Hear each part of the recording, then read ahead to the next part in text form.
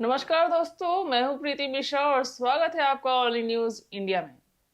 ये कहानी किसी थ्रिलर की पटकथा नहीं है, बल्कि दर्शकों से चल रही एक खतरनाक वास्तविकता है जिसे अब खुलकर बताने की जरूरत है। आज मैं आपको एक ऐसे नेटवर्क के बारे में बताऊंगी जिसका नाम आम जनता शायद जानती नहीं, पर जिसकी गतिविधियां हमारी जमीन पर होने वाली खून खराबे, धमाकों और आतंकी घटनाओं के पीछे छिपी हुई गुत्थियां खोलती हैं। यह नाम है S1। आईएसआई के भीतर मौजूद एक गुप्त डिवीजन जिसे कई रिपोर्टों और रॉ और अन्य सुरक्षा सूत्रों के हवाले से सब वर्जन 1 कहा जा रहा है, और जिन्हें कई मामलों में भारत विरोधी साजिशों का मूल स्रोत बताया जा रहा है। इस खबर में मैं साक्ष्यों, समाचार रिपोर्टों और सरकारी गैर सरकारी सूचनाओं के आधार पर यह बताऊंगी कि S1 क्या है और ये किस तरह से काम करता है, किन किन बड़े हमलों में इसकी पृष्ठभूमि दिखाई गई है और आखिर क्यों पाकिस्तान की सेना और गुप्तचर संस्थाएं खुद इन साजिशों से जुड़ी हुई नजर आती हैं। पर मैं कुछ भी बिना स्रोत के नहीं कहूंगी। जहां रिपोर्टों ने खुलकर आरोप लगाए हैं वहां मैं उनका हवाला दूंगी ताकि आप भी जांच कर सकें। चलिए, इससे पहले हम आपको पूरी खबर बताएं, आपसे अनुरोध है कि हम देश में काम करने इस वीडियो को लाइक और शेयर करें। कमेंट बॉक्स में अपनी राय प्रतिक्रिया जरूर है। हमारे यूट्यूब चैनल को सब्सक्राइब करें और नए वीडियोस की नोटिफिकेशन के लिए बेल आइकन पर जरूर क्लिक करें। चलिए, अब आपको पूरी खबर की ओर चलते हैं। सबसे पहले S1 नाम एक कोड नेम है। सुरक्षा जगत की रिपोर्ट्स में इसे सब वर्जन 1 कहा गया है और कहा जाता है कि यह आईएसआई के अंदर काम करने वाला एक बेहद गोपनीय प्रभाग है जो पाकिस्तान से बाहर लक्ष्यों को प्रभावित करने, उकसाने और खून खराबे संगठित करने का काम करता है। यह यूनिट सीधे मिलिट्री इंटरेस्ट के साथ जुड़ी बताई जाती है और इसका संचालन एक कर्नल रैंक के अफसर के तहत होता है। रिपोर्टों के अनुसार इसे फंडिंग कई अवैध नेटवर्क से मिलती है और ऑपरेशंस के लिए ड्रग ट्रैफिकिंग जैसी कथित गतिविधियों से पैसा भी आता है। सीधे शब्दों में यह कोई अलग से आतंकवादी गिरोह नहीं, बल्कि एक राज्य नियंत्रित या राज्य अनुमोदित ऑपरेशन का हिस्सा माना जा रहा है। इन तथ्यों का उल्लेख हालिया जांचों तथा राष्ट्रीय मीडिया रिपोर्टिंग्स में सामने आया है। अब बात करते हैं दायरे की।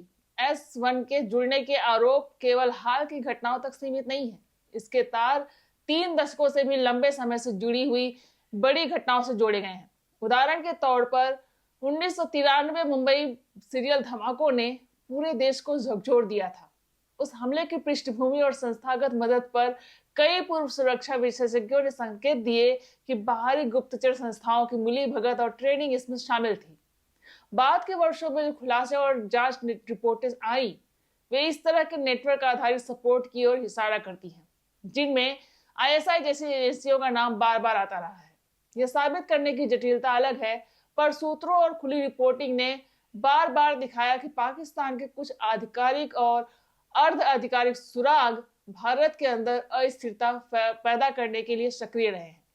इसलिए जब आज S1 का नाम उन प्रकरणों के साथ जोड़ा जाता है तो यह कोई नया आरोप नहीं, बल्कि पिछले दशकों की जारी चिंताओं का तार जोड़ने जैसा है। आइए एक हालिया और दर्दनाक घटना पहलगाम को उठाते हैं। 22 अप्रैल को हुए उस आतंकवादी हमले में सैकड़ों परिवारों की खुशियों पर ग्रहण लग गया, सैलानियों की जानें गई और पूरा देश सदमे में चला गया। जांच एजेंसियों और सूत्रों के हवाले से जो निष्कर्ष सार्वजनिक हुए उसमें पाकिस्तान आधारित संगठनों और आईएसआई के कनेक्शन की संभावना को गंभीरता से लिया गया। जी देश की जांच एजेंसियों और सुरक्षा विशेषज्ञों ने कहा कि ऑपरेशन का प्लानिंग, फंडिंग और ट्रेनिंग किसी स्थानीय अकेले आतंकी समूह की सीमाओं से बाहर था। इसमें ट्रेंड्स, फंड्स, रूट्स और लॉजिस्टिक की व्यवस्था दिखी जो पाकिस्तान पहुंचने वाली कड़ी से जुड़ी नजर आई। कुछ मामलों में एनआईए और अन्य संस्थागत रिपोर्टों ने स्पष्ट तौर पर आईएसआई और एलईटी इसके फ्रंट समूहों के संयोजन का संकेत दिया। यही संदर्भ है कि जहां हालिया रिपोर्ट्स में S1 का नाम जुड़ा, इसलिए मीडिया और सुरक्षा विश्लेषण इसे गंभीर कड़ी मान रहे हैं। अब आप सोचेंगे कि ऐसा सबूत कहां है, और यह एक वैध सवाल है। किसी भी गंभीर आरोप के लिए ठोस सबूत, दस्तावेज और प्रत्यक्ष गवाहों की आवश्यकता होती है। हाल की रिपोर्टिंग ने कुछ दस्तावेजों, गुप्त सूत्रों के बयानों और खुफिया सैंपल्स के हवाले से यह बताया है कि S1 जैसे यूनिट्स ने मिलिट्री कमांड चैन के अंदर से निर्देश दिए और ऑपरेशंस के लिए स्थानीय नेटवर्कों, जिनमें धर्म आधारित बीज, ड्रग संबंधी रूट और स्थानीय लॉजिस्टिक का उपयोग हुआ।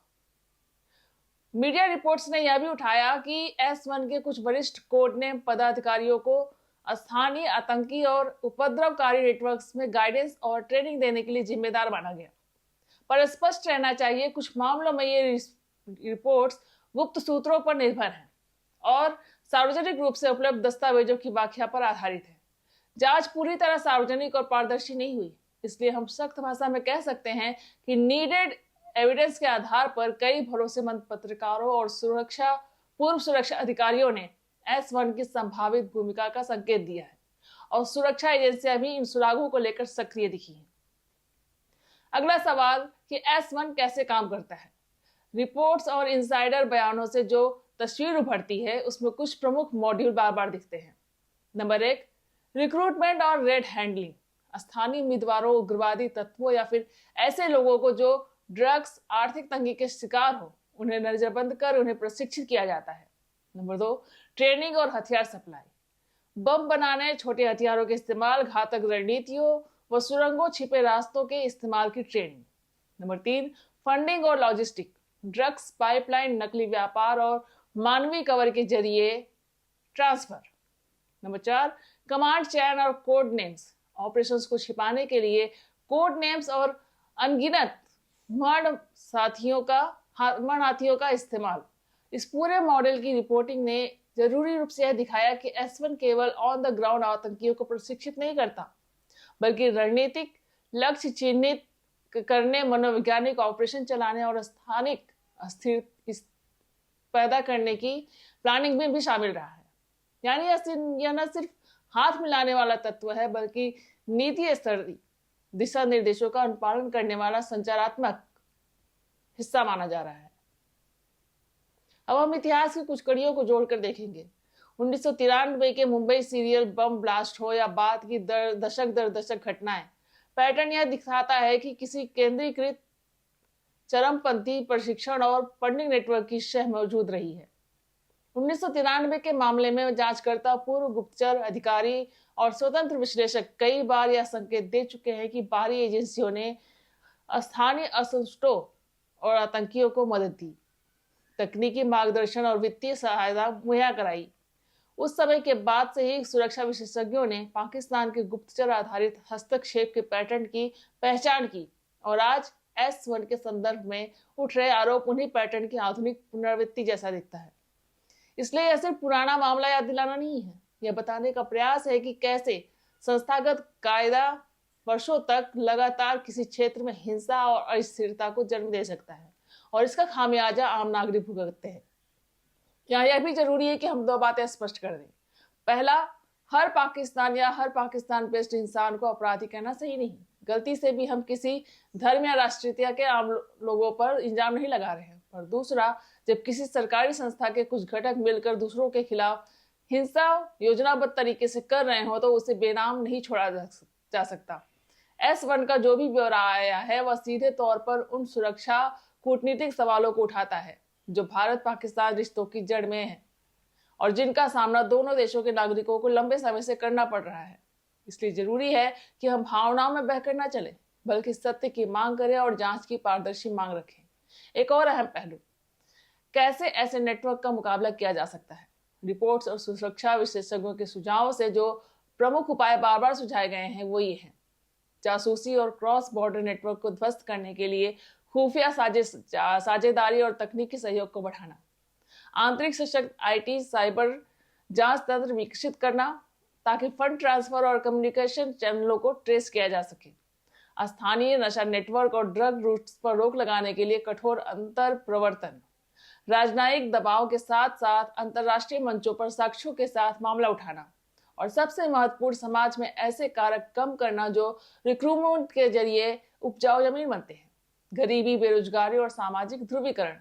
ये उपाय सरल नहीं, पर बिना इनके हम बार बार वही दुष्स्वप्न देखेंगे। अब एक तथ्य, हालिया मीडिया कवरेज ने S1 के सदस्यों और कोड नेम गाजी 1, गाजी 2 जैसे नामों का उल्लेख किया है। रिपोर्ट्स कहती है कि ये कोड नेम वरिष्ठ सैन्य गुप्तचर अधिकारियों या उनके प्रतिनिधियों के हैं। अगर इनमें सच्चाई है तो इसका मतलब सिर्फ आतंकियों का नेटवर्क नहीं, बल्कि एक ऐसी संरचना है जो औपचारिक कमांड चैन से जुड़ी हुई है, और यह चिंताजनक है। पर यहाँ सावधानी की जरूरत है। मीडिया रिपोर्टिंग और इनसाइडर सूत्रों के बीच पारदर्शिता की कमी के चलते प्रत्यक्ष कानूनी रूप से मान्य साक्ष्यों का सार्वजनिक होना भी एक लंबी प्रक्रिया है। इसलिए हम जोर देकर कहेंगे कि आरोपों को गंभीरता से लेना है, पर ठोस पारदर्शी सबूतों के साथ अंतरराष्ट्रीय और राष्ट्रीय स्तर पर उन पर कार्रवाई की मांग करनी है, न केवल आरोप प्रचार पर ही भरोसा करना है। इसके बाद क्या भारत की जांच एजेंसियां शांत बैठी हैं? बिल्कुल नहीं। NIA, local police, intelligence bureau और सेनाएं सक्रिय है। मामलों की जांच चल रही है और कई मामलों में प्रत्यक्ष कार्रवाई भी हुई है, जैसे कि संदिग्धों की हवाई और सागर पारगमन की ट्रेसिंग, आरोपी नेटवर्क की पहचान और स्थानीय सहयोगियों की गिरफ्तारी। पर चुनौती यह है कि सीमा पार से आने वाली सहायता और गुप्तचर आधारित प्रयासों का सामना केवल पुलिस एक्शन से नहीं किया जा सकता। कूटनीतिक, आर्थिक प्रतिबंध और अंतरराष्ट्रीय दबाव भी जरूरी है। मीडिया रिपोर्ट के मुताबिक सुरक्षा एजेंसियों ने कई बार आईएसआई आधारित हस्तक्षेप का संकेत पाया है और उसी के आधार पर कुछ निष्कर्ष सार्वजनिक किए गए हैं। यह लंबी लड़ाई है और इसमें सबका सहयोग चाहिए। अंत में दर्शकों के लिए एक स्पष्ट संदेश: यह विषय जितना संवेदनशील है उतना ही गंभीर होना चाहिए। सच्चाई का पीछा करते हुए हमें तथ्यों पर टिका रहना होगा, अफवाहों को बढ़ावा नहीं देना, और जो भी जानकारी सार्वजनिक होती है उसे प्रामाणिक स्रोतों से परख कर साझा करना होगा। अगर S1 जैसे यूनिट्स के बारे में आरोप सच्चे हैं तो इसके लिए जवाबदेही की मांग करना और अंतरराष्ट्रीय मंचों तक इसे ले जाना हमारे लोकतंत्र और सुरक्षा का हिस्सा है। हम सभी के पास दायित्व है कि हम अपने सवाल रखें और उनसे भागे नहीं। सरकारें, जांच एजेंसियां और अंतरराष्ट्रीय समुदाय सभी को मिलकर यह सुनिश्चित करना होगा कि किसी भी देश की गुप्तचर नीति और सैन्य रणनीति दूसरे देश के नागरिकों की जान और सुरक्षा को चुनौती न दे पाए। अगर आपको यह जानकारी उपयोगी लगी तो वीडियो को लाइक करें, नीचे कमेंट में अपनी राय दें। क्या आप चाहते हैं कि हम इस पर और गहराई से रिपोर्टिंग करें? और अगर आप हमारे चैनल पर नए हैं तो चैनल को सब्सक्राइब करें और बेल आइकन दबाना न भूलें, ताकि जब भी हम ऐसे खुले और संवेदनशील मुद्दों पर तथ्यात्मक रिपोर्ट लेकर आए, आप सबसे पहले नोटिस कर सकें। और अगर आपके पास इस मामले से जुड़ी कोई वैध जानकारी या स्रोत है तो उसे भी साझा करें। सबूतों के साथ हम जांच और सत्यापन के बाद उसे आगे बढ़ाएंगे। तो बने रहिए ओली न्यूज इंडिया के साथ। बहुत बहुत धन्यवाद। जय हिंद, जय भारत।